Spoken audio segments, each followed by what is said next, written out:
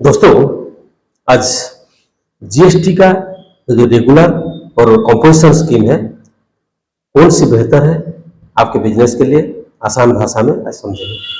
नमस्कार दोस्तों, मैं विष्णु महांती। स्वागत है आपका बिजनेस मंत्रा यूट्यूब चैनल में, जहां हम बात करते हैं बिजनेस, फाइनेंस और टैक्स की बिल्कुल सरल और सीधी भाषा में। आज हम जानेंगे जीएसटी में रेगुलर स्कीम और कंपोजिशन स्कीम में क्या फर्क है, कौन सी स्कीम आपके बिजनेस के लिए सही है, इसके फायदे, नुकसान और चयन कैसे करें। अगर आप व्यापारी है या जीएसटी रजिस्ट्रेशन की सोच रहे हैं तो ये वीडियो आपके लिए बहुत काम की है। जीएसटी स्कीम क्या है? जब कोई व्यापारी या बिजनेस जीएसटी की तरह रजिस्ट्रेशन करता है तो उसके पास दो ऑप्शन होता है, एक रेगुलर स्कीम और दूसरा कंपोजिशन स्कीम।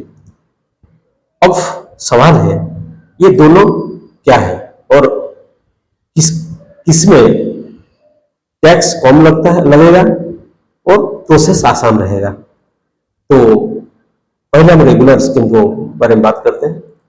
रेगुलर स्कीम जो कि ये हर तरह के बिजनेस के लिए उपलब्ध होती है। इसमें व्यापारी इनपुट टैक्स क्रेडिट जो आईटीसी का फायदा ले सकते हैं। हर महीने जीएसटी रिटर्न फाइल करनी पड़ती है। जीएसटी R1, जीएसटी R3B ये दोनों फाइल करनी पड़ती है। आपके इनवॉइस पर आपको जीएसटी चार्ज करना पड़ता है। ग्राहक को इनवॉइस में पूरा ब्रेकअप दिखाना पड़ता है। तो ये किसके लिए सही है? जिसका टर्नओवर ज्यादा है, जो business to business B2B clients को डील करते हैं, जो इनपुट जो क्रेडिट क्लेम करना चाहते हैं, उनके लिए अच्छा है। अभी बात करते हैं कंपोजिशन स्कीम के बारे में। यह छोटे व्यापारियों के लिए एक सरल टैक्स विकल्प है। इसमें कम टैक्स स्टे लगता है, जैसे कि 1%। तो हम हर महीने रिटर्न का झंझट उसमें नहीं होता है। सिर्फ एक क्वार्टरली रिटर्न और साल में एक एनुअल रिटर्न भरना पड़ता है। लेकिन इसमें इनपुट टैक्स क्रेडिट नहीं मिलता। जीएसटी इनवॉइस नहीं बना सकते हैं, केवल बिल ऑफ सप्लाई दे सकते हैं। किसके लिए सही है?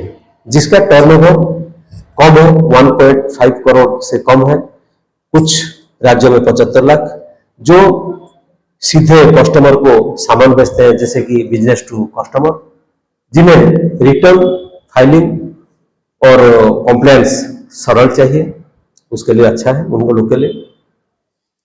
कैसे क्या चुनना चाहिए?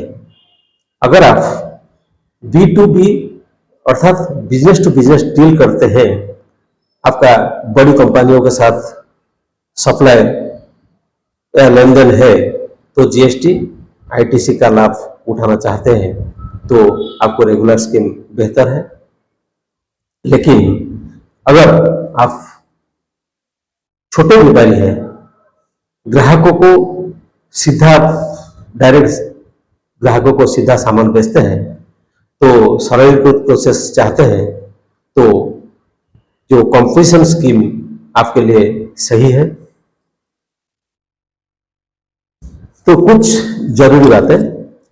कंपोजिशन स्कीम चुनने के बाद आप अंतर राज्य जो कि इंटर स्टेट सप्लाई नहीं कर सकते, एक्सपोर्ट भी नहीं कर सकते। सेवाएं देने पर सीमित लाभ मिलता है। इसीलिए चुनने से पहले अपने सीए या टैक्स जो एक्सपोर्ट है उससे जरूर सलाह लें। तो दोस्तों, अब आप समझ गए होंगे कि रेगुलर और कंपोजिशन स्कीम में क्या अंतर है और कौन सी स्कीम आपके बिजनेस के लिए सही है।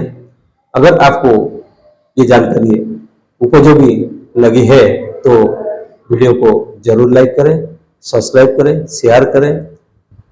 तो बिजनेस मंत्रा के साथ जुड़े रहने के लिए आप धन्यवाद।